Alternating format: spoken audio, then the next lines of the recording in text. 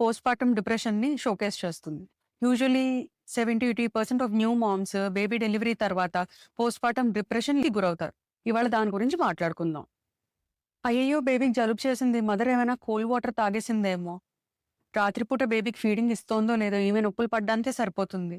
ఇలాంటి మాటలు వాళ్ళ డిప్రెషన్‌ని మరింత వర్సెన్ చేస్తాయి.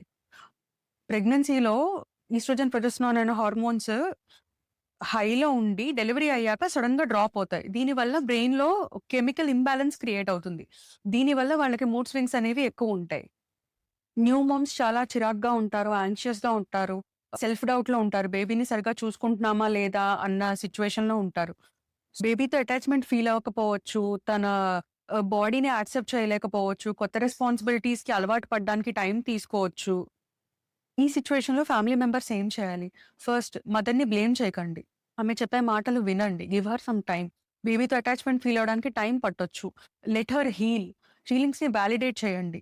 ప్రెషర్ పెట్టొద్దు. అండ్ ప్రాక్టికల్ హెల్ప్ చాలా అవసరం. బేబీ సిట్టింగ్‌లో గాని, ఇంటి పనుల్లో గాని, వంట పనుల్లో గాని మీకు తోచిన సహాయం చేయడానికి ట్రై చేయండి. Let her know she is not alone. ఈ మీ టైము, హెల్ప్, రీఅష్యూరెన్స్ ఇవన్నీ కలిస్తే న్యూ మామ్స్‌ని పోస్ట్ పార్టమ్ డిప్రెషన్‌లోంచి ఈజీగా బయటికి తీసుకురావచ్చు. ఈ వీడియోని న్యూ మామ్స్ ఉన్న ఫ్యామిలీస్ అందరికి షేర్ చేయండి. మీ ఇంట్లో ఉన్న న్యూ మామ్స్‌కి మీరెలా హెల్ప్ చేస్తున్నారో కామెంట్స్‌లో పెట్టండి.